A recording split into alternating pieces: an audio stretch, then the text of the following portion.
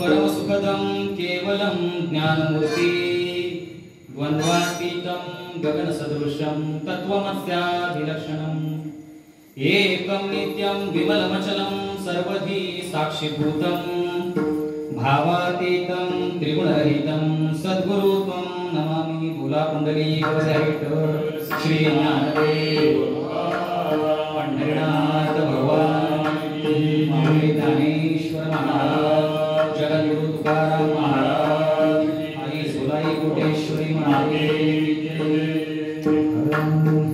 हरि जय जय राम कृष्ण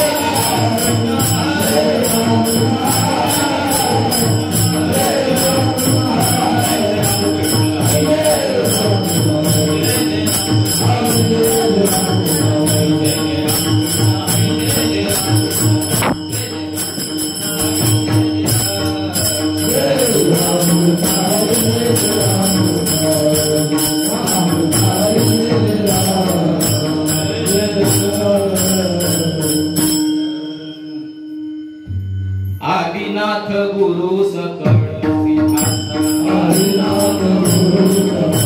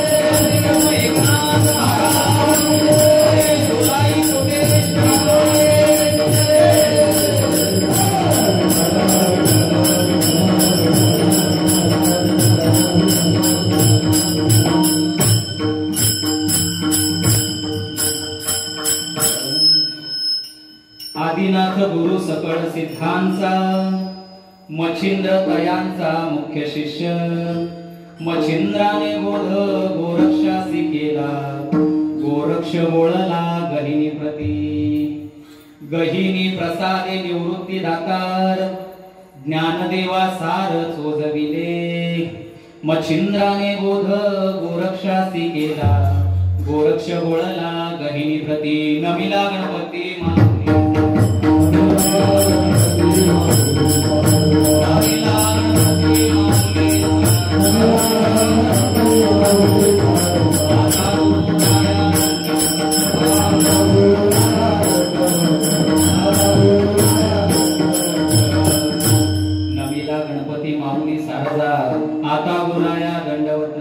गुरुराया चरणी मस्तक ठेविले आपुल्या स्तुतीला द्यावी मती गुरुराया तुझा ऐसा नाही सखा कृपा करुणी रंका धरी हाता तुका म्हणे माता पिता गुरुबंधू तूच कृपा सिंधू पांडुरंगा पांडुरंगा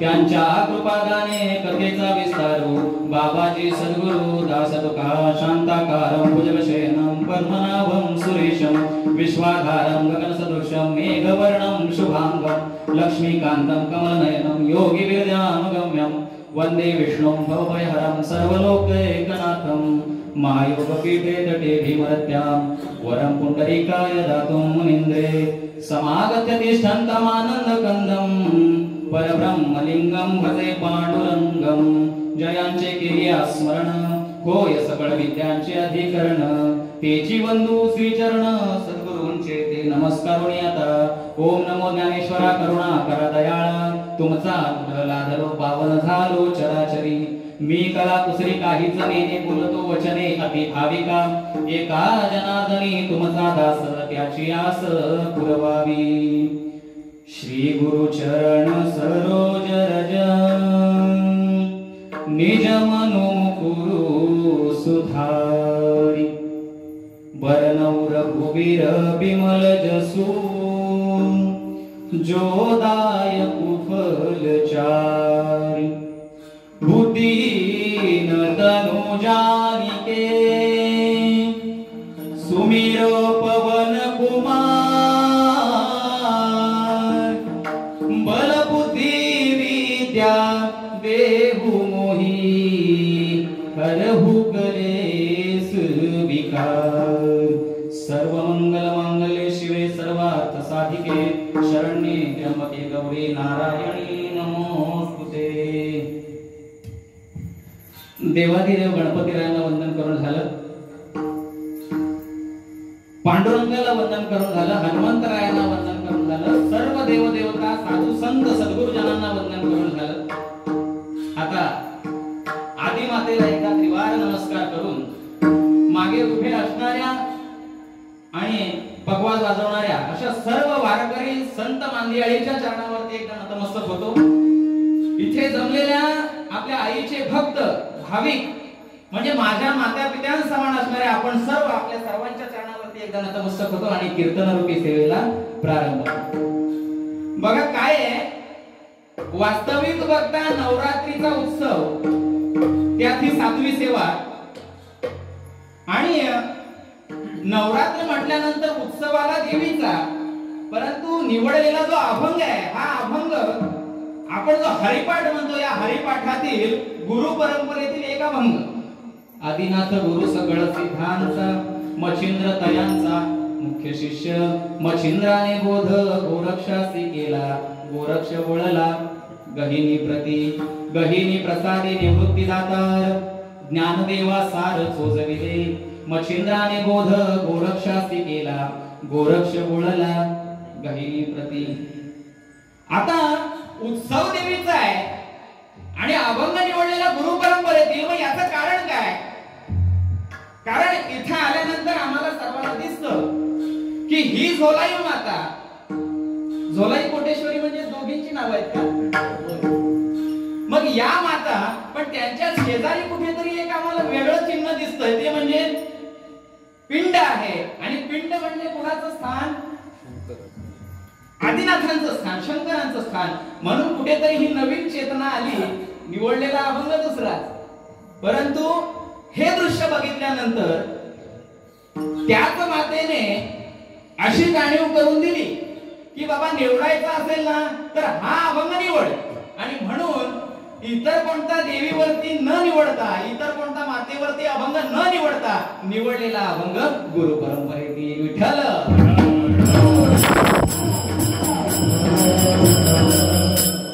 आता मुळात नवरात्र म्हणजे काय हो? नवरात्र म्हणजे काय? नवानाम रात्रीनाम समाहार म्हणजे काय? हा 9 दिवसांचा 9 रात्रींचा असा मिळून हा समारोह किंवा एक समारंभ आपण साजरा करतो. नवरात्र म्हटले की नुसती 9 रात्रच नाही आली, त्याच्यामध्ये 9 दिवस सुद्धा आले. मग या 9 रात्रीचा हा समारोह किंवा कार्यक्रम उत्सव आपण साजरा करतोय. आणि या उत्सवाला शारदीय नवरात्र म्हणतात. अशा नवरात्री बऱ्याच आहेत. आपण एक चैत्रातली सुद्धा नवरात्री साजरी करतो, ती म्हणजे श्रीरामनवमीच्या वेळी जी येते ती. म्हणजे रामनवमीच्या आधी 9 दिवस आपण सप्ताह साजरा करत असतो, ती सुद्धा एक नवरात्रच आहे, ती चैत्र मधली. आणि ही शारदीय म्हणजे शारदा मातेची म्हणून नव्हे, तर शरद ऋतूमध्ये येते, शरद ऋतूमध्ये येते म्हणून ही शारदीय नवरात्र. आणि या शारदीय नवरात्रीच्या उत्सवानिमित्त आज आपण इथे सगळेजण जमलेलो आहोत. आणि इथे जमल्यानंतर आपल्या सर्वांची, या आदिमातेच्या भक्तांची सेवा करण्याची संधी आज माझ्या नशिबाला आली. आणि म्हणून मी स्वतःला धन्य समजतो. याला कारण अनेक जण आहेत. म्हणजे उदाहरणार्थ माझे सासरे असतील श्री अनंत मांडवकर, किंवा सावंत महाराज असतील, आपल्या परिचयाचे आपल्याच गावातले सावंत महाराज असतील, कांगणे महाराज असतील, संजोग महाराज असतील. असे नवनवीन रत्न या गावामध्ये आहेत, ज्यांच्यामुळे इथं कीर्तन परंपरा चालू राहते. आणि याच सर्वांच्या आणि आपल्या सर्वांच्या कृपा आशीर्वादाने मला इथं आज आपल्या सर्वांची सेवा करण्याची ही संधी मिळाली नवरात्रीच्या उत्सवानिमित्त. म्हणून स्वतःला धन्य समजतो, स्वतःचं भाग्य समजतो. आणि आईची सुद्धा सेवा करण्याची त्या निमित्तानं संधी मिळाली. बघा, नवरात्र म्हटले की आपल्याला डोळ्यासमोर दिसायचं पहिलं ते म्हणजे नवरात्रीचा कार्यक्रम किंवा नवरात्रीचा उत्सव म्हणजे डबल वाऱ्यांचा नाच. नवरात्र म्हटलं की काय यायचं समोर? डबल वाऱ्यांचा नाच, शक्ती तुऱ्यांचा नाच असतो ना आपल्याकडे, माहिती आहे ना? कोणी बोलायला तयार नाही. नाही, काय करा माहितीये का, सगळे असे जरा विस्कळीत बसले, ते एकत्र आले तर थोडं बरं होईल. बघा जमलं तर थोडं. विठ्ठल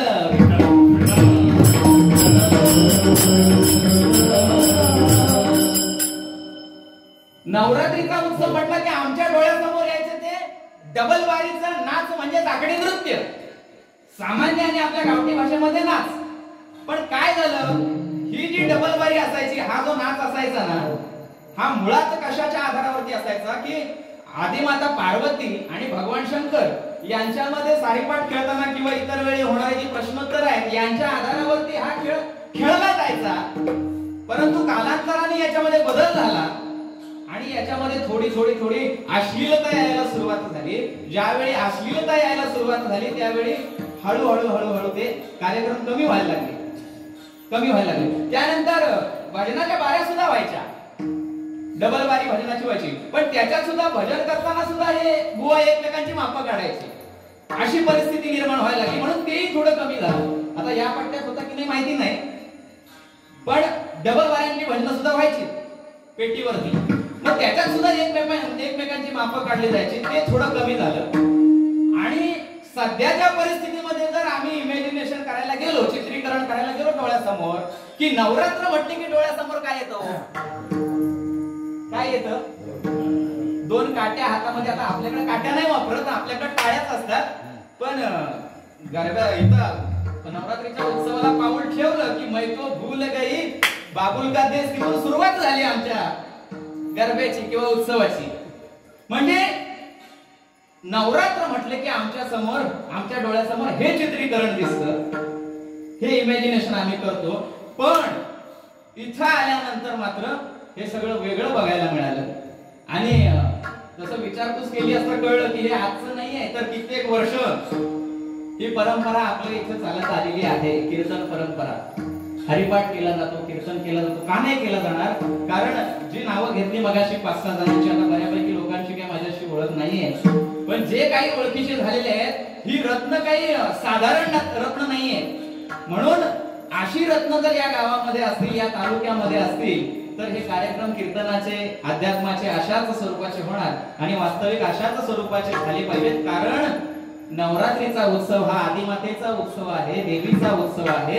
आणि इथे अश्लीलतेची गाण्यांवरती डान्स करण्यापेक्षा, नाच करण्यापेक्षा तिला कोणती प्रकारची भक्ती आवडेल तर तिचे नामस्मरण कसं होईल, इथं सत्संग, सात्संगिक स्वरूपाची भक्ती कशी केली जाईल, ती भक्ती त्या आदिमातेपर्यंत पोहोचणार.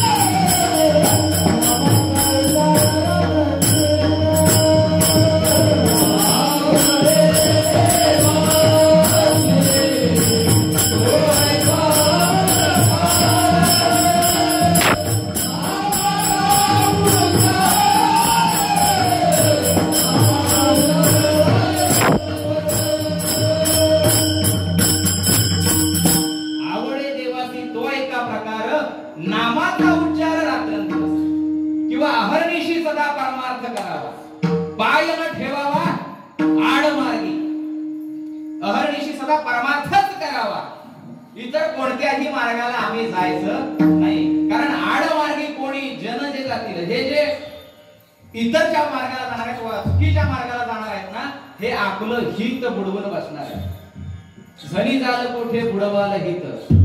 म्हणून इतर कोणत्याही मार्गाला जायचं नाही. आम्ही फक्त परमार्थिक, आध्यात्मिक, सात्संगिक मार्गावरतीच राहिलो ना, तरच ती भक्ती पण त्याच्यापर्यंत पोहोचणार आहे आणि ती भक्ती त्या परमेश्वराला आवडणार आहे.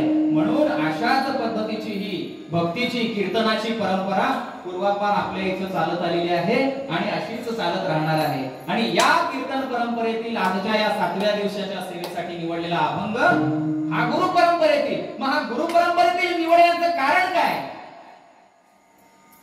इथं या अभंगामध्ये आलेली आहे ती गुरु परंपरा. कुठून नाम आलं, कसं काय आलं, ही परंपरा.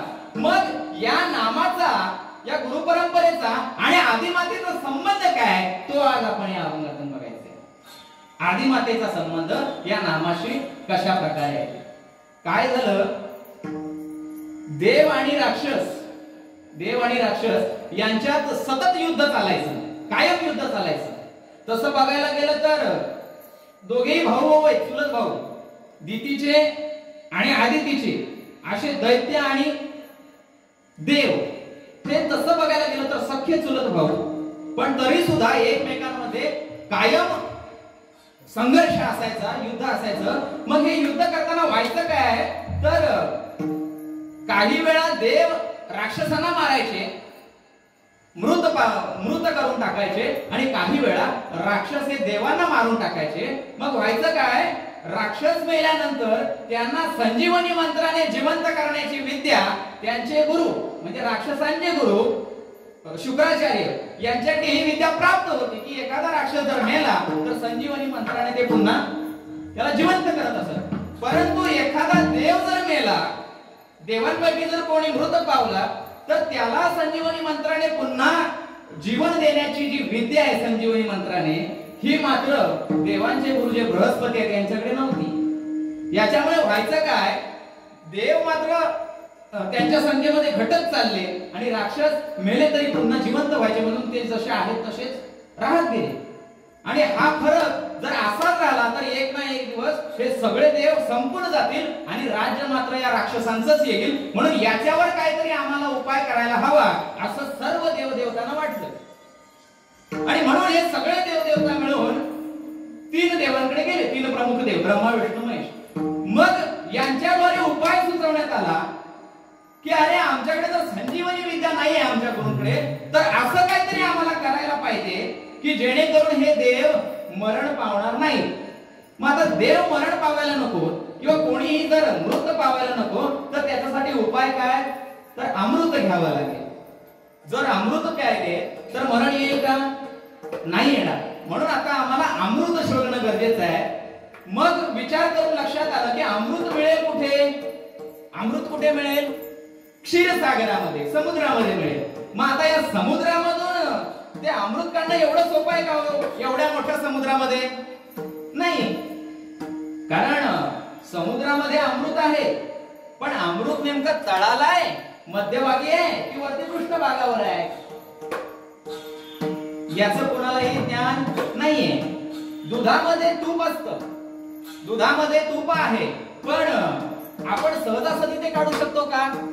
दुधामधील जर तूप आम्हाला पाहिजे असेल तर आम्हाला दूध पूर्ण गरम करून घ्यावं लागतं. गरम करून पुन्हा ते थंड करावं लागतं. थंड केल्यानंतर त्याला विरजण घालून त्याचं दही घालावं लागतं. दह्यामधून आता दही तयार झालं, याच्यातून तूप काढता येईल का, नाही.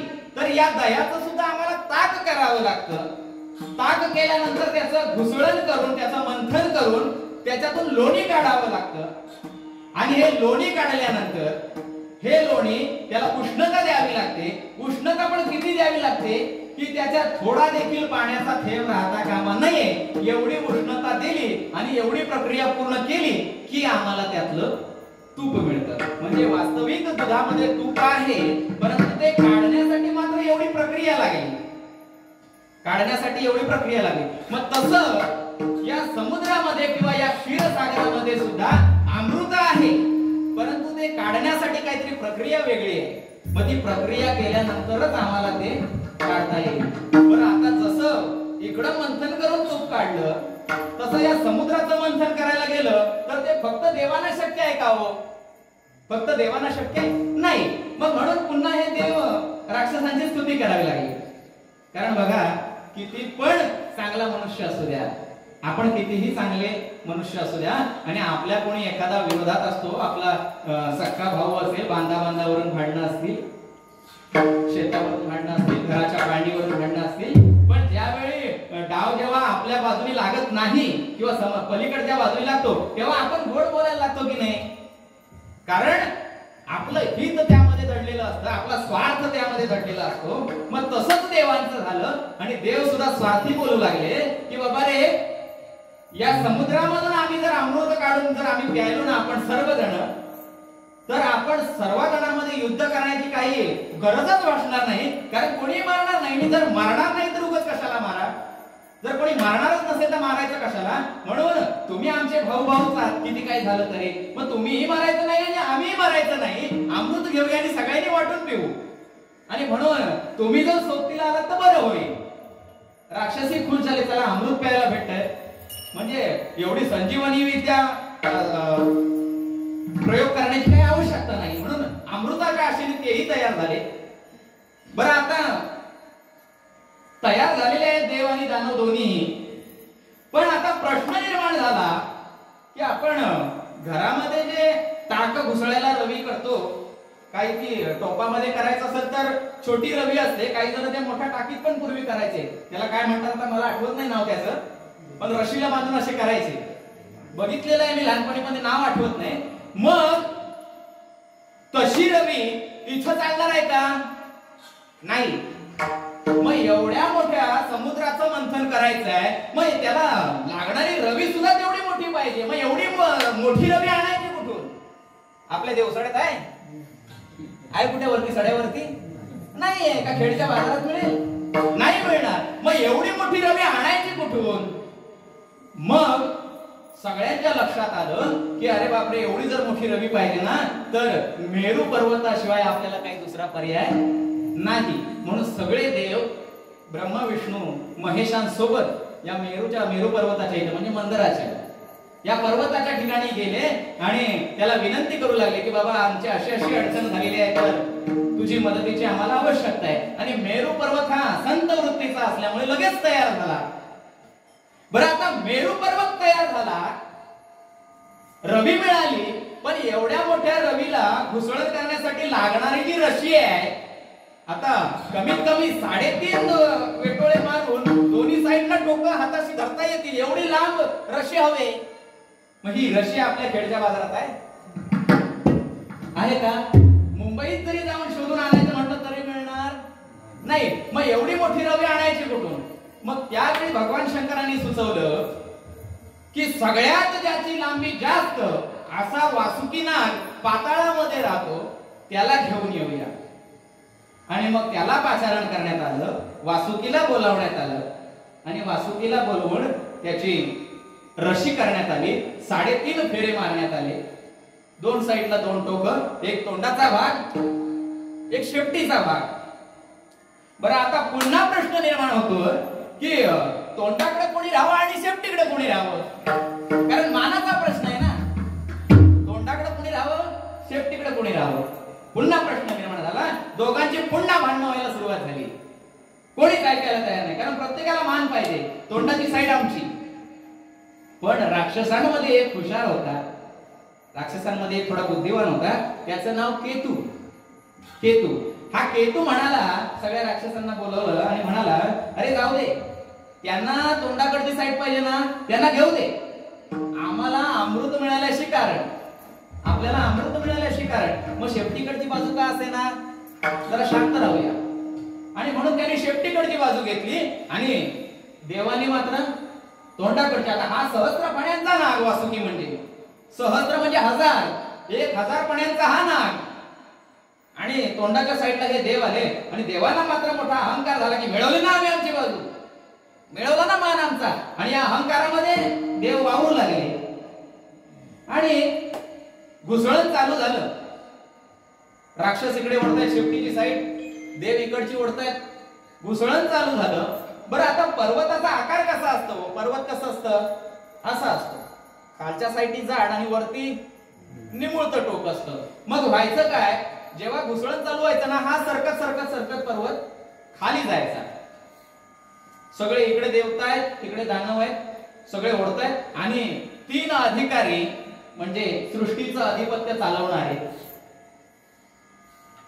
सृष्टीची निर्माण करणारे ब्रह्मदेव, पालन करते भगवान विष्णू आणि संहार करते भगवान शंकर, हे 3 जण मात्र त्या खुर्चीमध्ये बसून सगळा प्रकार बघत होते. आणि भगवान विष्णूच्या लक्षात आलं की हा जो मेरू पर्वत आहे तो हळूहळू खाली चाललेला आहे. मग खाली चाललेला पर्वत जर असाच खाली गेला तर मग बुडाला, एकदा का तो बुडाला की वर काढता येणार नाही. आणि म्हणून मग लगेच भगवान विष्णू तिथून उठले आणि त्यांनी दुसरा अवतार घेतला. पहिला होता मत्स्य आणि दुसरा अवतार घेतला कूर्म. आणि कूर्म म्हणजे कासव म्हणून ते त्या मेरू पर्वताच्या पायथ्याशी गेले, खाली तळाला गेले आणि तो पर्वत, बुडणारा जो पर्वत होता तो आपल्या पाठीवरती घेतला आणि वरच्यावर सावरला. दुसरा अवतार घेतला. आता खुर्चीमध्ये उरले किती? काय हो, मी सावकार, तुम्ही मला म्हणाला होता की आमच्याकडे 9 दिवस सप्ताह होतो. आवाज कोणाचाच नाही. नवरात्रीचे उपवास आहेत का आपल्याकडे? कडक उपवास आहे का? किमान मला माझ्या प्रश्नांची. आणि काय आहे ना, मी काय फार मोठा कीर्तनकार, प्रवचनकार, असा मोठा ज्ञानीवक्ता नाही हो. मी एक सर्वसामान्यच आपल्यासारखाच आहे. त्यामुळे ज्ञान थोडकं आहे, म्हणून कीर्तनापेक्षा संवाद कसा होईल एवढंच बघतो. विठ्ठल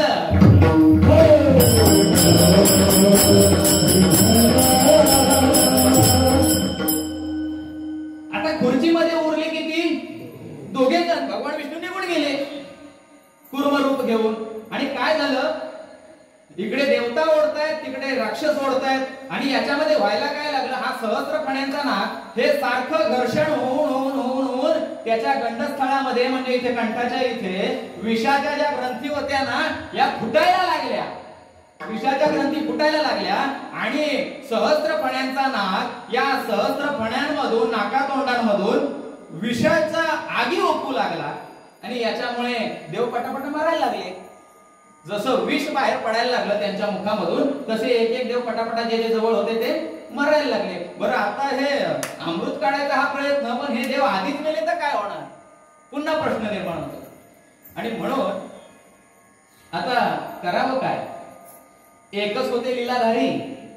लीलाधारी म्हणजे एकच भगवान विष्णू, ते सुद्धा कुर्मा अवतार घेऊन खाली गेले. म्हणून भगवान शंकरांनी ब्रह्मदेवाला सांगितलं की ब्रह्मदेव आता तुम्हीच काहीतरी करा, मार्ग तुम्हीच सुचवा, मला काही सुचत नाहीये. तर ब्रह्मदेव म्हणाले मी फक्त सृष्टीचा निर्माण करताय, I am only production manager, मला बाकी काही येत नाही, म्हणून मी काय तुमची याच्यामध्ये सहायता करू शकत नाही. मग आता काय करावं हे सुचनाचं झालं. म्हणून मग भगवान शंकर त्या खुर्चीमधून उठले आणि पुढे गेले. एक मोठा घट घेतला, कलश घेतला आणि या कलशामध्ये सगळं विष जमा केलं. जे सहस्त्र फण्यांमधून पडणारं विष होतं हे सगळं साठवून घेतलं आणि पुन्हा घुसळण सुरू झालं, पुन्हा मंथन चालू झालं. मग त्याच्यातून नवीन नवीन रत्न आली. 13 रत्न जी बाकीची बाहेर पडली ती सगळ्यांनी आपापसात वाटून घेतली. त्याच्या अमृतावरती काय झालं ते सांगायची आता इथं आवश्यकता नाही, म्हणून तो भाग वेगळा. ही 13 रत्न वाटून घेण्यात आली आणि आता हे उरलेलं जे आहे जे सगळ्यात आधी निघालं होतं हे विष मात्र तसंच राहिलेलं आहे. मग आता हे प्राशन कुणी करायचं, जमा तर केलेलं आहे. मग भगवान शंकरांनी मागचा पुढचा विचार न करता तसंच तो विषाचा प्याला म्हणजे तो घट आहे तो वरती केला. आता बघायला गेलं तर हे भगवान शंकर कसे हो दिसायला, कसे आपण आरती करतो माहिती आहे ना भगवान शंकरांची, लवथवती विक्राळ ब्रह्मांडी माळा विषय कंठ काळा त्रिनेत्री ज्वाळा.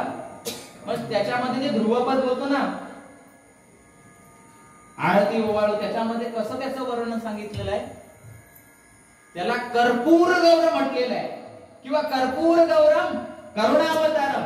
हे जे भगवान शंकर आहेत ना यांचं वर्णन कसं आहे पूर्वीचं, कर्पूर गौरम म्हणजे कर्पूर म्हणजे कापूर, कापुरासारखे गौर वर्णाचे गोऱ्या रंगाचे असणारे हे भगवान शंकर. पण जराही आपल्या स्वरूपाचा विचार न करता सौंदर्याचा विचार न करता ते हलाहल तसंच वरती करून प्यायला लागले आणि ते सगळं जे हलाहल आहे ते आपल्या या कंठामध्ये समाविष्ट करून घेतलं. आणि यामुळे त्यांचा जो कंठ आहे ना हा निळ्या रंगाचा झाला. म्हणून तेव्हापासून या भगवान शंकरांना नवीन नाव पडलं. कोणतं नाव, नीळकंठ.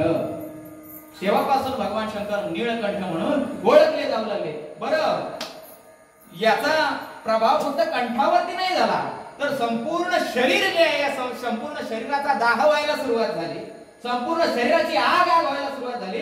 म्हणून भगवान शंकर इकडे तिकडे सैरावैरा पडू लागले, कारण आग जास्त झालेली आता सहन होत नाहीये, त्रास होतोय खूप. हे सैरावैरा पळतायत, काही केलं त्यांची आग काही मिटत नाहीये. म्हणून आता आग मिटवण्यासाठी किंवा या शरीराचा दाह थांबवण्यासाठी भगवान शंकराने उपाय करावा. म्हणून काय केलं, जो सरपटणारा नाग आहे या नागाला आणून आपल्या गळ्याभोवती आपल्या कंठाभोवती वेष्टन करून ठेवलं. आता काय आहे, नाग जरी तसा विषारी असला तरी सुद्धा त्याची जी जमिनीला सरपटणारी जी खालची त्वचा आहे ती कशी आहे, अतिशय थंड आहे. बघितलं का कोणी हात लावून, नसेल तर बघा उद्या जाऊन ना.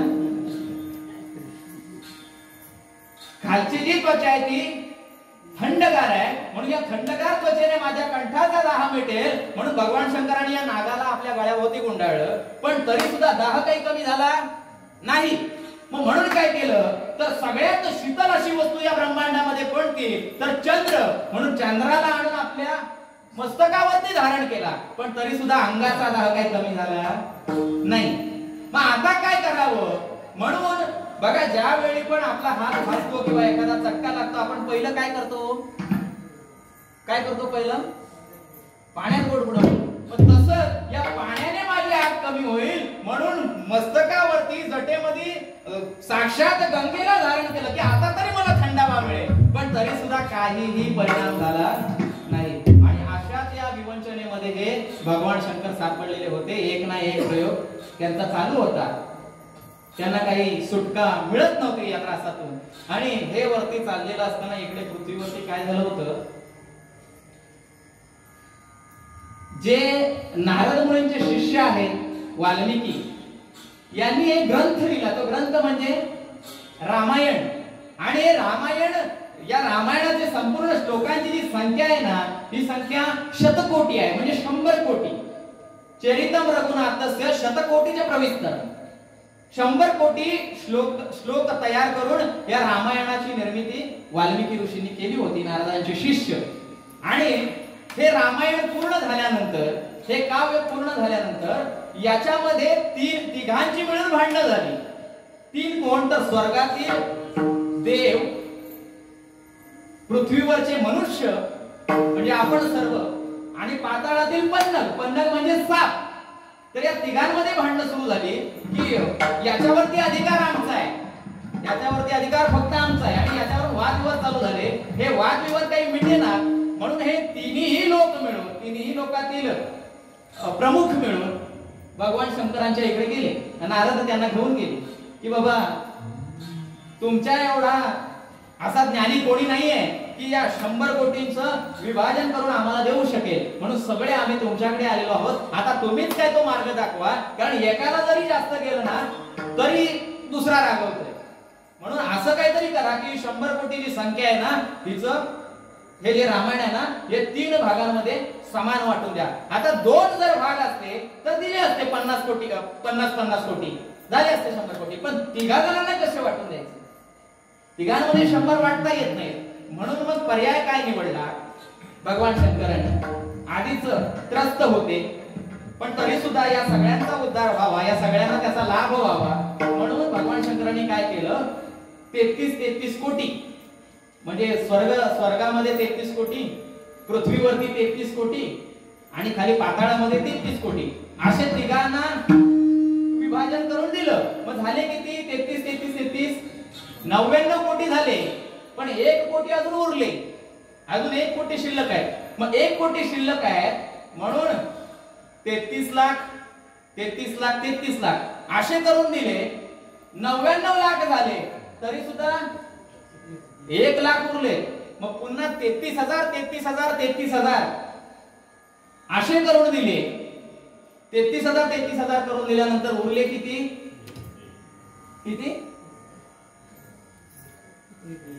1,000 उरले. मग आता किती दिले? 330 असे दिले. आता किती उरले? 10 उरले.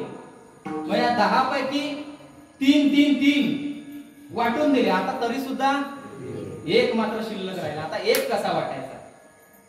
मग या 1 मध्ये होती 32 अक्षर. 1 जे होतं याच्यात होती 32 अक्षर. म्हणजे 32 अक्षर 10 तिघांना वाटून टाकली. 30 वाटून दिली तिघांना आणि उरली ती 2 अक्षर. मग आता ही 2 अक्षर आहेत, ही वाटायची कशी हा मोठा प्रश्न होता. म्हणून भगवान शंकरांनी ते आपल्या जवळ ठेवून लिहिली आणि ही 2 अक्षर एकत्र केली. हे 2 भाग एकत्र केले. एक होता रा आणि दुसरा होता म, आणि हे दोन्ही एकत्र केले आणि भगवान शंकरांनी त्याचा उच्चार केला. काय उच्चार केला? राम. काय? राम. आणि जसं काही हा उच्चार झाला राम म्हणून, तसा संपूर्ण शरीराचा जो दाह होता तो क्षणात मिटला. जी काही दाह झालेला होता, आग झालेली होती शरीराची, ती एका सेकंदात थांबली. हा एवढा प्रभाव कसला आहे? फक्त आणि फक्त नामाचा प्रभाव आहे. नामे विषबाधा हरती, नामे छेड चेटके नासती, नामे होय उत्तम गती कळते. राम नाम मोठी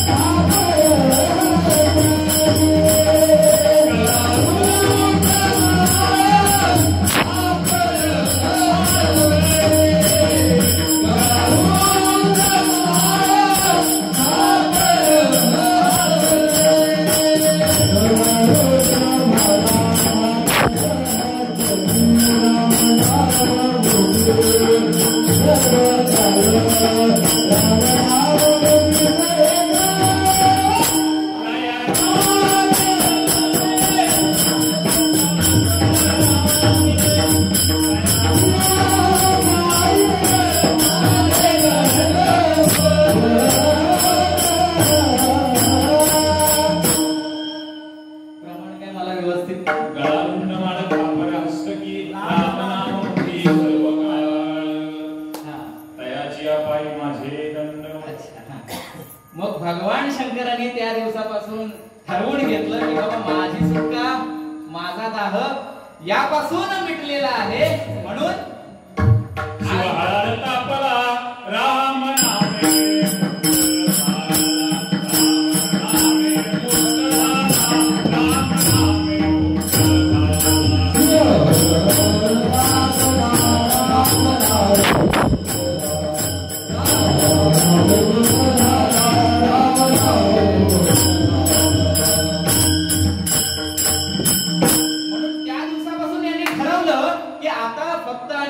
नामे श्रीरामाचंच ध्यान करणार, बाकी अन्य मला काहीही करायची आवश्यकता नाही.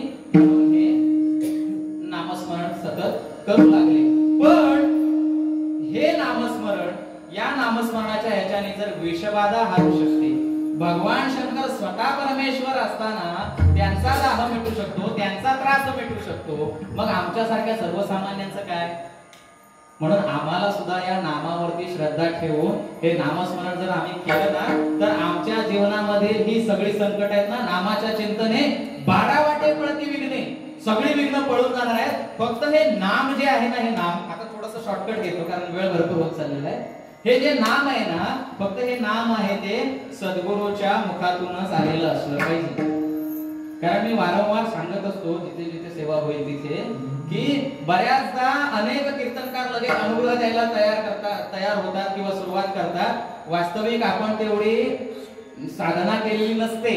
कीर्तनकार झाले म्हणजे काय साधना झाली असं होत नाही. किंवा मी असं म्हणणारच नाही की पाठांतर सगळं पाहिजे. पाठांतराच्या बाबतीत कोणी कमी पडेल, कोणी जास्त असेल, तो भाग वेगळा.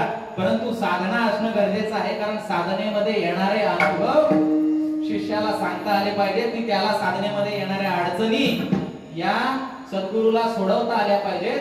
म्हणून याच्यासाठी महत्वाची असते ती परंपरा. कारण परंपरा त्याचे कुळ शुद्ध, त्याचंच कुळ शुद्ध आहे, त्याच सद्गुरूचं ज्याला परंपरा आहे. म्हणून आम्हाला हे नाम जर घ्यायचं असेल, अनुग्रह जर घ्यायचा असेल, तर परंपरेतून चालत आलेल्या सद्गुरूंकडूनच घेणं गरजेचं आहे. मग ही परंपरा नेमकी आली कुठून, कशी आली, हे अभंगातील पाहिजे.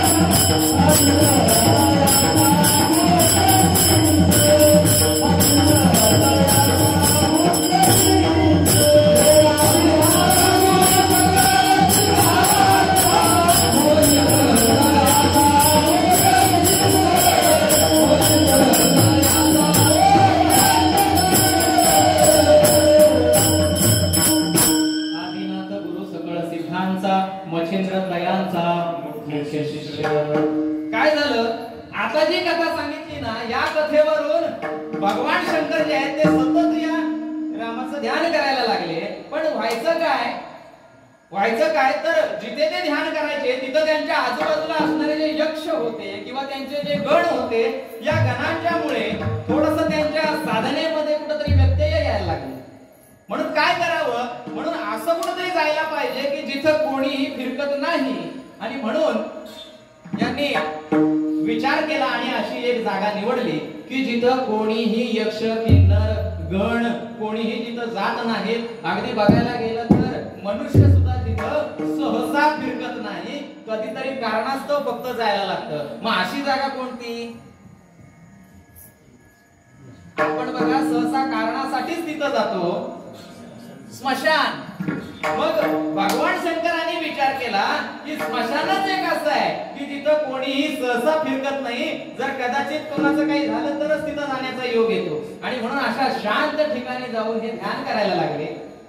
रोज सकाळी उठायचे आणि ध्यानाला स्मशानामध्ये जायचे. पार्वतीने विचार केला, मातेने विचार केला की हे रोज सकाळी उठून जातात कुठे? आणि म्हणून त्यांना विचारलं, काय हो कित्येक दिवस झाले, कित्येक वर्ष झाले तुम्हाला आजपर्यंत विचारलं नाही. पण मला प्रश्न पडला की तुम्ही सकाळी उठून नेमके जाता तरी कुठं? संध्याकाळ झाल्याशिवाय रात्र झाल्याशिवाय तुम्ही पुन्हा फिरकत नाही इकडे. मग यांनी दाखवलं कुठे जाता येतं. बघितलं तर स्मशानात जाताय. मग स्मशानात जाऊन नेमकं करता काय? तर म्हणाले ध्यान करतो. ध्यान करतो. मग कुणाचं ध्यान करता? तुम्ही तर महादेव आहे, देवांचे देव, सगळ्यात मोठा देव म्हणजे भगवान शंकर. मग तुम्हाला कुणाचं ध्यान करण्याची आवश्यकता काय? तर वास्तविक पाहता भगवान शंकर हे विष्णूंना गुरु मानत होते आणि भगवान विष्णू हे भगवान शंकरांना गुरु मानतात. असं हे नातं आहे. म्हणून यांनी सांगितलं, मी ना माझ्या श्रीरामाचं ध्यान करत असतो, माझ्या श्रीरामाचं ध्यान करत असतो. आणि याच वेळी हिला थोडंसं वेगळं वाटलं की म्हणजे माझ्या महादेवांपेक्षा श्रीराम कोणतरी मोठा आहे होय, कारण नाव महादेव आहे, सगळ्यात मोठा देव. आणि बरोबर याच प्रसंगाला खाली पृथ्वी तलावरती या रावणाने सीतेला पळवून नेलं होतं. आणि या सीतेच्या वियोगामध्ये प्रभू रामचंद्र प्रत्येक झाडाला मिठ्या मारत होते, दगडांना मिठ्या मारत होते, वेलीना मिठ्या मारत होते. आणि तिला सीता समजून तिच्याशी ढसाढसा रडत होते, वेलीना मिठ्या मारून, झाडांना मिठ्या मारून, दगडांना मिठ्या मारून. म्हणून पार्वती मातेने दाखवलं शंकरांना, अहो तुम्ही म्हणताय माझे आराध्य भगवान श्री प्रभू रामचंद्र, पण तुमचा राम खाली काय करतोय बघा, त्या झाडांना आणि दगडींना मिठ्या मारून रडतोय. हा परमात्मा होय तुमचा, हा परमात्मा तुमचा, हा देव. म्हणाले पार्वती तू त्या फांद्यात पडू नको, तुला काही त्यातलं समजायचं नाही, तुला काही त्यातलं कळणार नाही, म्हणून तू काही त्याच्यात पडू नको. नाही म्हणाली, मला त्यांची परीक्षा घ्यायचीच आहे. तुम्ही म्हणताय ना ते माझ्यापेक्षा मोठे आहेत, माझ्या आराध्य आहेत, मला बघायचंच आहे की तुमच्यापेक्षा मोठे कसे आहेत. आणि म्हणून परीक्षा घ्यायची ठरवली. बऱ्याच वेळा भगवान शंकरांनी थांबवली, पण तरी सुद्धा ही काही थांबली नाही आणि गेली परीक्षा घ्यायला. हे वेलीना दगडींना सगळ्या झाडांना जे जे काही दिसत त्यांना मिठ्या मारून रडत होते, माझी सीता माझी सीता म्हणून, कारण सीतेला पळवून नेलं होतं, विरह झाला होता. आणि ही सीता मातेचं रूप घेऊन आदिमाता आली. आदिमाता साक्षात सीता मातेचं रूप घेऊन आली प्रभू रामचंद्रांच्या समोर. आणि समोर येऊन त्यांच्या समोर येऊन उभी राहिली. राम आणि लक्ष्मण दोघे जण होते. लक्ष्मणाला वाटलं की वहिनी आली, पण तेवढ्यात प्रभू रामचंद्रांचं त्यांनी एक वेगळंच कृत्य बघितलं लक्ष्मणाने, की लक्ष्मणाने नमस्कार करायच्या आधी प्रभू रामचंद्रच पुढे गेलेले आहेत आणि त्या मातेच्या चरणावरती लोटांगण घातलेलं आहे आदिमातेच्या आणि म्हणाले, माते तू मला सांगितलं असतंस ना तर मी आलो असतो तुझ्याकडे, तू इथे येण्याचे कष्ट का घेतलेस? मग मात्र आता पार्वती माता गडबडून गेलेली आहे. का? कारण मुळात सीता मातेच्या स्वरूपात आलेली आहे आणि हा झाडांना आणि वेलीना म्हणतोय की ही माझी सीता, ती माझी सीता, आणि मी साक्षात सीतेचं स्वरूप घेऊन आलो तरी मला ओळखलं, हे कसं शक्य आहे? आणि म्हणून मूळ स्वरूपात आली. मूळ स्वरूपात आली, प्रभू रामचंद्रांना नमस्कार केला आणि म्हणाले की तुम्ही कसं काय ओळखलं प्रभू मला? जाणलं तिने की नाही सर्वसामान्य माणूस नाही, प्रभू रामचंद्र म्हणजे साक्षात विष्णूचा अवतार आहे, परमात्मा आहे, ओळखलं, जाणलं. कसं काय ओळखलं म्हणाले? तर म्हणाला प्रभू रामचंद्र म्हणाले, आईला कधी आपल्या लेकराला ओळखायची काही वेगळी खूण असावी लागते का?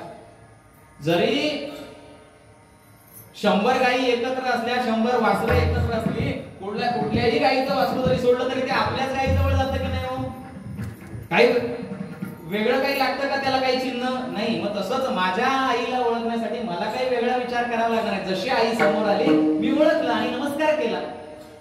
आणि मग तिथे भगवान शंकर सुद्धा प्रकट झाले आणि सांगितलं, तुला सांगत होतो ना पहिलंच की नको करू म्हणून परीक्षा, नको घेऊ म्हणून परीक्षा, पण नाही ऐकलंस.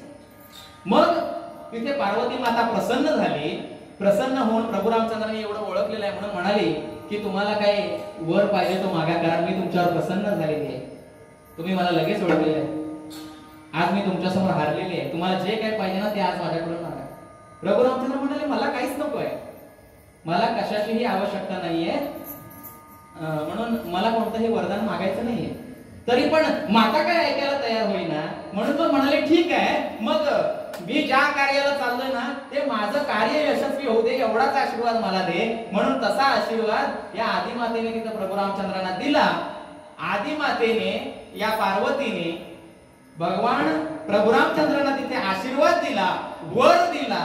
म्हणून त्या दिवसापासून तिचं नाव रामवरदायिनी म्हणून पडलं.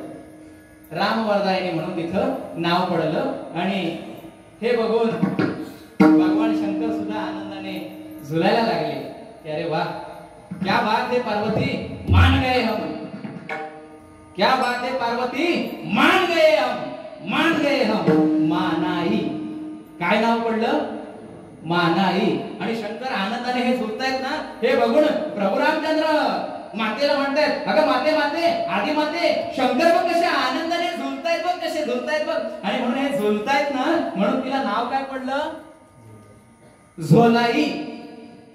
आणि अशी नामाची महती, अशी प्रभू रामचंद्रांची महती या आदिमातेला सुद्धा तिथं कळली. आणि म्हणून आपले भगवान किंवा आपले महादेव या प्रभू रामचंद्रांचं ध्यान का करतात, त्यांचं नाम का घेतात ते कळलं. म्हणून तिने त्यांना सांगितलं की तुम्ही जे जपताय ना ते मला सुद्धा द्या, मला सुद्धा त्याची आवश्यकता आहे, कारण आता मला सगळं कळलेलं आहे, म्हणून मला सुद्धा त्याची आवश्यकता आहे, म्हणून मला सुद्धा ते द्या. बरं द्या तर ठीक आहे, पण आता देण्यासाठी ते कुणीही ऐकता कामा नाही, कोणालाही ते दुसऱ्याला इतराला ऐकू जाऊ नये, म्हणून कोणत्या तरी निर्जन ठिकाणी जायला हवं. म्हणून भगवान शंकराने आदिमातेला घेतलं आणि पृथ्वीवरती असणाऱ्या बदाम सरोवराच्या ठिकाणी गेले, जिथं कोणीही मनुष्य फिरकत नाही अशा ठिकाणी गेले. आणि तिथं तिला हे गूढ ज्ञान जे आहे, जे आपण भगवद्गीतेमध्ये बघतो, जे आपण ज्ञानेश्वरीमध्ये बघतो, हे जे गूढ ज्ञान आहे,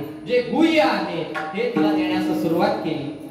पण हे देत असताना पार्वती मातेला कधी समाधी लागली हे तिचं तिलाच कळलं नाही. आणि जेव्हा सांगून झालं त्यावेळी भगवान शंकरांनी आदिमातेला विचारलं, पार्वती मी जे सांगितलं ते कळलं का तुला?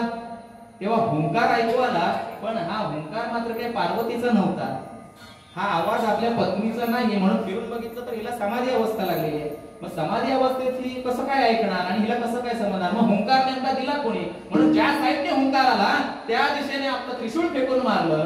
त्रिशूळ फेकून मारलं, ते लागलं एका माशाच्या कानाला आणि त्या कानाच्या पाकळीला लागून मासा वरती आला.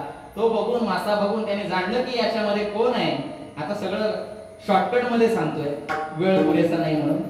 मग जाणलं की याच्यामध्ये कविनारायण वस्ती करत आहेत. म्हणून कविनारायणांना त्यांनी सांगितलं भगवंतानी, महादेवानी, की तुम्ही हे चोरून ऐकलं, तुम्ही हे चोरून ऐकलं, म्हणून हे आता तुम्हाला सफल होणार नाही, परंतु तुमचा जो हा अवतार आहे ना, हा सृष्टीच्या कल्याणासाठी आहे, सगळ्या सामान्य जनांच्या कल्याणासाठी. अवतार तो धराया कारण उद्धराया जन जड जीवा. म्हणून काय करा, तुम्हाला एक दिवस दत्तांची भेट घ्यावी लागेल आणि त्यांच्याकडून अनुग्रह प्राप्त करावा लागेल. अनुग्रह देणारे दत्त असतील, अत्रिसूत असतील, परंतु त्यांच्यामध्ये गुरुतत्व म्हणून मी असेल, त्यांच्यामध्ये गुरुतत्व म्हणून मी असेल. म्हणून प्रमुख जे आहेत या परंपरेचे ते म्हणजे आदिनाथ भगवान शंकर, आदिनाथ गुरु सकळ सिद्धांत. आणि मग त्यांच्याद्वारे जो प्रमुख शिष्य पहिला झाला तो मच्छिंद्रनाथ. गुरु दत्तात्रेयांनी अनुग्रह दिला, पण गुरुतत्व आतमध्ये जे होतं ते भगवान शंकरांचं होतं. म्हणून तिथून परंपरेला सुरुवात झाली आणि पहिले एक शिष्य म्हणजे मच्छिंद्रनाथ झाले. मग आता मच्छिंद्रनाथ शिष्य झाल्यानंतर पुढची जी परंपरा लागू होते ती अभंगातील दुसऱ्या चरणात, शक्यतो सिंगल चालली आहे.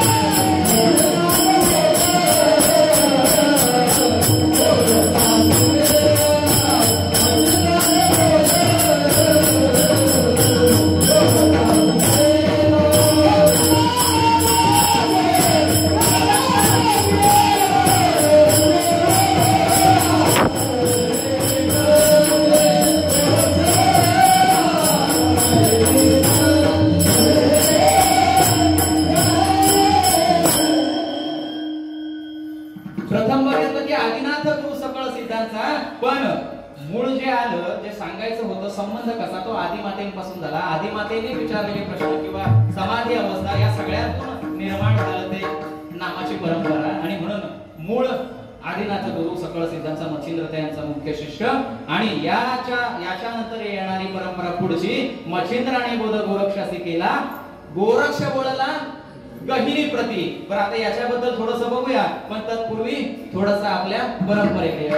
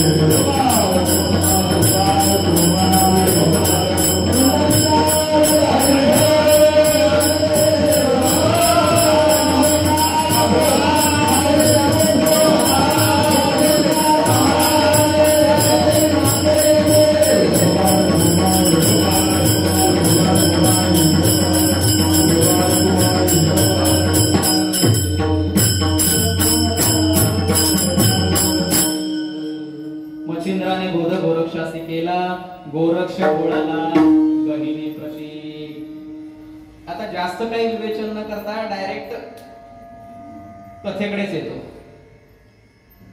काय झालं, एक दिवशी ना एका टेकडीवरती एका औदुंबराच्या झाडाखाली, औदुंबराच्या वृक्षाखाली एक विचित्र सोंग बसलं होतं आणि त्याच्या अवतीभोवती काही भक्त मंडळी बसली होती, चर्चा करत होती. विचित्र सोंग. आणि या विचित्र सोंगाने वरती बघितलं आकाशामध्ये, तर आकाशामधून काहीतरी एक वस्तू जाताना दिसली. आकाशातून काहीतरी आकाशमार्गे वस्तू जाताना दिसली, म्हणून यांनी जमलेल्या लोकांना विचारलं भक्त मंडळीला की हे वरून चाललं ते काय आहे. मग भक्त मंडळींनी सांगितलं की बऱ्याच दिवसापासून आहे ना या गावामध्ये एक यती आला आहे, एक यती आला आहे, गोसावी आला आहे, साधू आला आहे. आणि काय काय आहे, पूर्वी तो स्वतः यायचा आणि भिक्षा मागून जायचा, पण आता तो साधना करतोय ना म्हणून तो आता स्वतः येत नाही, त्याची झोळी येते, 5 घरं फिरते, भिक्षा मिळाली की झोळी पुन्हा त्याच्याकडे जाते, ही ती झोळी चाललेली आहे भिक्षा मागण्यासाठी. मग याने म्हणाला असं होय, मग एवढ्या मोठ्या विद्वानाचं एवढा मोठा यती आहे, एवढा चमत्कार करणारा की झोळी वरून घालवतोय आणि भिक्षा मागून आणतोय, मग त्याचं दर्शन आम्हाला घ्यायलाच पाहिजे. म्हणून ती झोळी आकर्षण करून घेतली, आकर्षित करून घेतली आणि आपल्या जवळ ठेवली. बरं, इकडे या यतीला जाणवलं की पूर्वी अर्ध्या तासात यायची रिटर्न, पण आता 2 तास झाले तरी अजूनपर्यंत काय झोळी आपल्याकडे आलेली नाहीये. म्हणून जागे झाले, झोळी कुठे गेली म्हणून ध्यान मुद्रेने बघितलं कुठे झोळी आहे, तर लक्षात आलं औदुंबराच्या झाडाखाली त्या टेकडीवरती विचित्र सोम बसलेला आहे आणि त्याच्या पुढ्यात आपली झोळी पडलेली आहे. म्हणून क्षणाचाही विलंब न करता हे यती तिथे आले. इथं आल्यानंतर मात्र सगळे जे भक्त मंडळी साईडला बसली होती ती घाबरले. पण हे जे विचित्र सोंग होतं ना, या विचित्र सोंगाने त्यांना नमस्कार केला आणि म्हणाले या प्रभू तुमचीच वाट बघते, तुमच्याच दर्शनाची मला आशा होती, लोभ होता, लालसा होती. तर म्हणाले माझी झोळी कुणी इथं आणून ठेवली, कुणी पकडायचे दुस्साहस केलं. म्हणाले मीच केलं ते दुस्साहस, कारण मला तुमचं दर्शन घ्यायचं होतं. अरे मग दर्शन घ्यायचं होतं तर तू तिथे यायचं ना, दर्शन तुला पाहिजे, माझं दर्शन पाहिजे, मग माझ्या दर्शनासाठी मी तुला दर्शन द्यायला काय येऊ, तू माझ्या इथे यायला पाहिजे ना. आणि म्हणून राग आला, क्रोध आला आणि म्हणून झोळीमध्ये हात टाकला त्याच रागामध्ये आणि विभूती काढली आणि म्हणाले आता एका क्षणात तुला जाळून भस्म करतो. आणि विभूती घेतली ती चिमटीमध्ये आणि अशी फेकणार, तेवढ्यात मागून हाक आली की गोरक्ष थांब थांब. गोरक्ष थांबले. आता ही हाक कोणाची होती तर श्री गुरु मच्छिंद्रनाथांची हाक होती. मच्छिंद्रनाथ जवळ आले आणि म्हणाले की अरे तू ज्याला जाळून भस्म करायचं म्हणतोयस ना, तो दुसरा तिसरा कोणीही नसून माझा बाप आणि तुझा आजोबा आहे, साक्षात श्री गुरु दत्तात्रय आहेत ते, आणि ती तुझी परीक्षा घेण्यासाठी इथे आलेले. आणि मग हे सगळं कळल्यानंतर त्यांनी नमस्कार केला गुरु दत्तात्रयांना. त्या विचित्र सोंगाला, विचित्र सोंग म्हणजे 6 हात दिसत होते, 3 तोंडाचा. म्हणाले असा मी मनुष्य कधी बघितला नव्हता, म्हणून माझ्याकडून हे दुष्कृत्य घडलं. मला माहितीच नाही की हे गुरु दत्तात्रय आहेत म्हणून, आणि म्हणून माफी मागितली त्यांची, ओळखलं नाही म्हणून, कारण हे अहंकारामध्ये होते म्हणून ओळखू शकले नाही. आणि मग गुरु दत्तात्रयांनी त्यांना सांगितलं की गोरक्षनाथा, अरे काय आहे ना, आता ही साबरी विद्या जी आहे, या साबरी विद्येचं कलियुगामध्ये काही आवश्यकता नाहीये, कारण कलियुगी उद्धार हरीच्या नामे, किंवा कलियुगी तारक गुरुचे पाय. गुरूंकडून जे नाम मिळणार आहे त्या नामाच्या जोरावरतीच या मनुष्यांचा उद्धार होणार आहे. कलियुगी सुगम साधन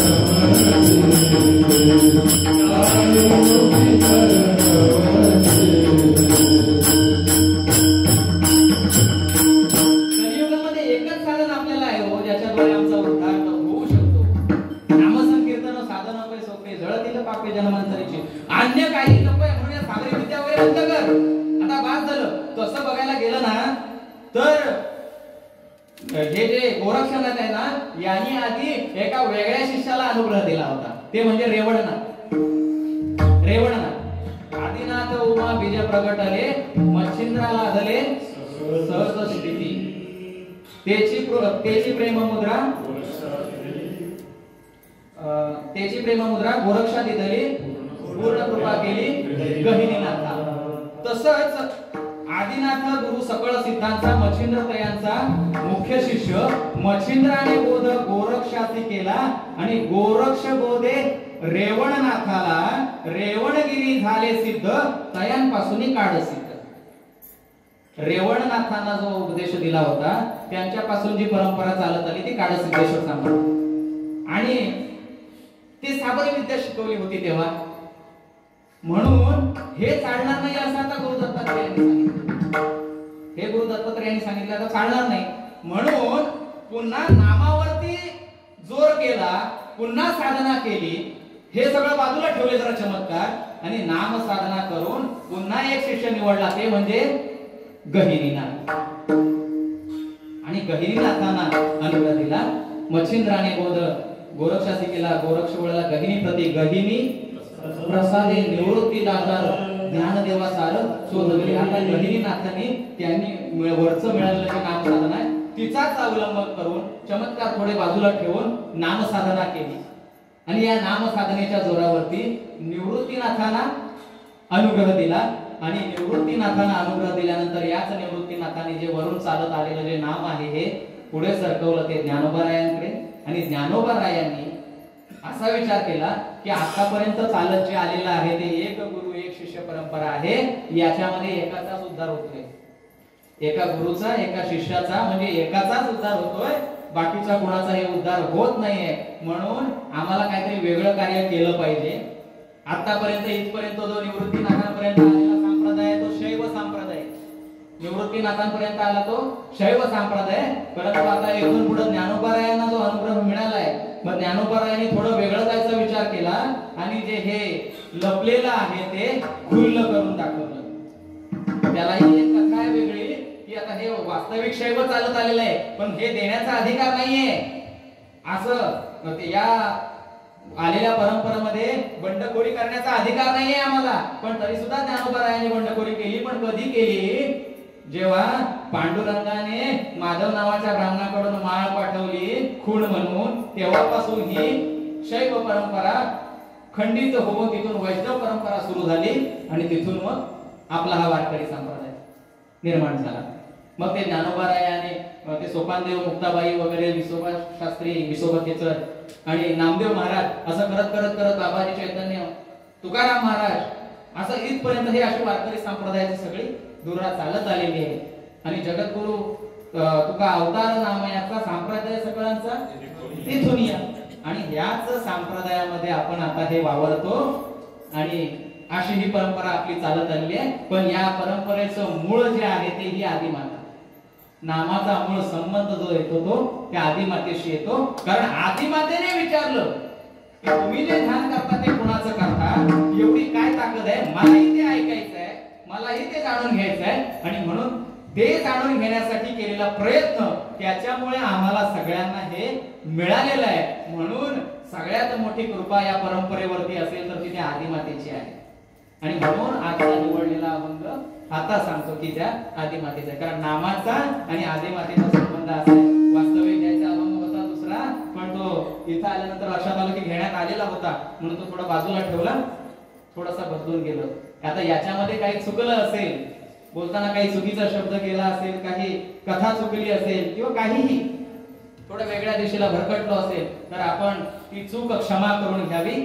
आणि या बोबड्या बोलांची माझी जी सुमन पुष्पी आहे ती तुम्हाला अर्पण केलेली आहे तिचा आपण स्वीकार करावा. ज्ञानेश्वर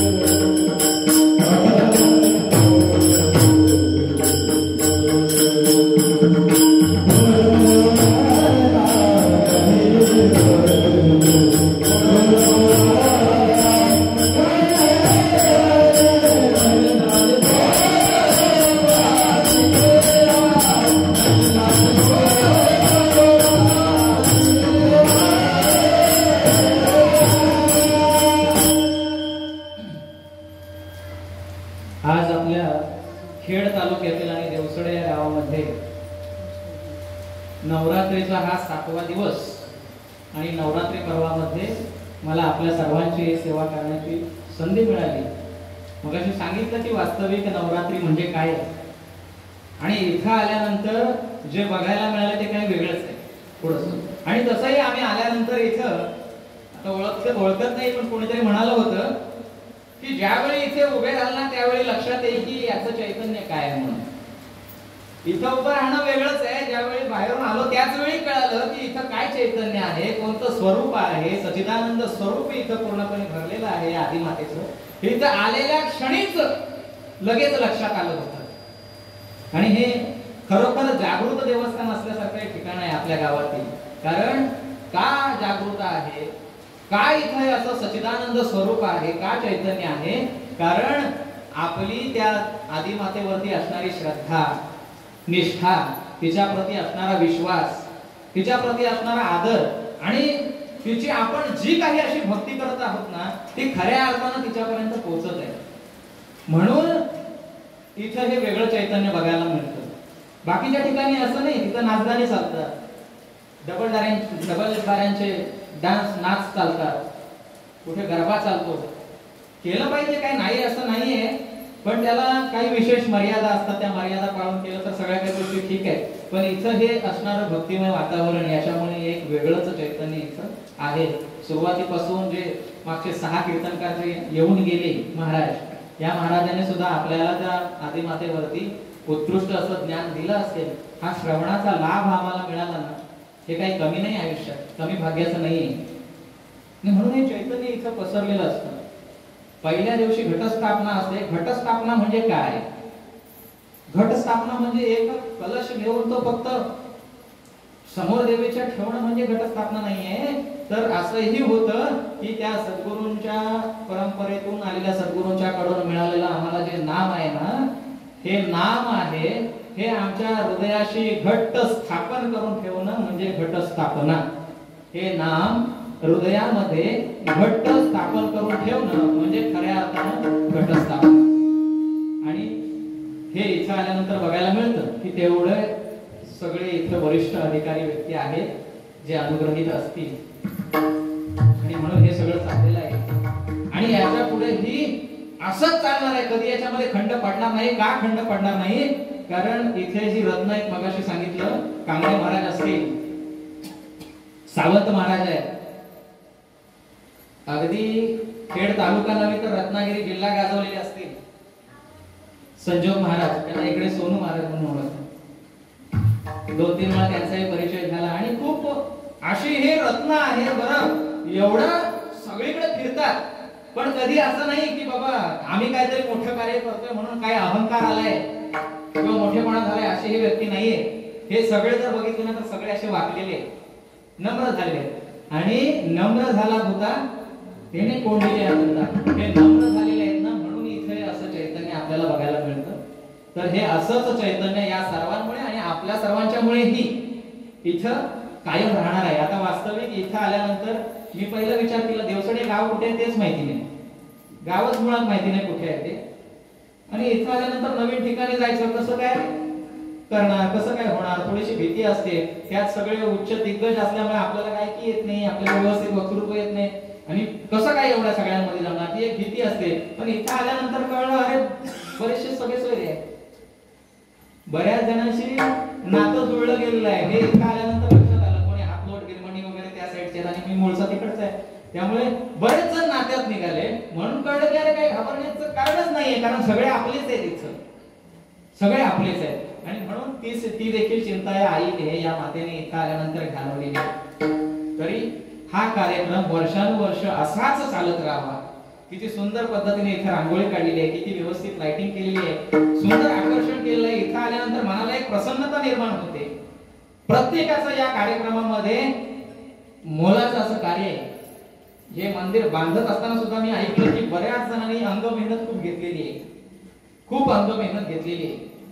ती मेहनत असेल किंवा हा कार्यक्रम साजरा करत असताना कोणी लाइटिंगचं काम केलं, कोणी हे सतरंजा अंतरण्याचं काम केलं, कोणी झाडू मारण्याचं काम केलं, कोणी कधी प्रसाद वाटण्याचं काम केलं, कोणी भजन करण्याचं, हरिपाठ करण्याचं. कारण त्या नेम चुकता कामा नये म्हणून प्रत्येकाने वेगवेगळ्या पद्धतीने इथं सहकार्य करण्याचा प्रयत्न केलेला आहे आणि हा सहकार्याचा प्रयत्न कधीही वाया जाणार नाही कारण तो आपण आपल्या आईसाठी केलेला आहे आणि आईसाठी जर आम्ही काही केलं ना तर आई आपल्यावर नक्कीच त्याबद्दल दया दाखवते कारण लेकुराचे हित जाणे माऊलीचे चित्त म्हणून ही आई आपल्या सर्वांवरती अशीच कृपा कायम ठेवावी आणि असाच तिचा हा उत्सव नवरात्रीचा वर्षानुवर्ष असाच पुढे सत्संगिक स्वरूपाचा कायम ठेवो एवढीच विनंती या आईच्या चरणाजवळ करतो आणि कीर्तन रूपी सेवेला विराम देतो. जय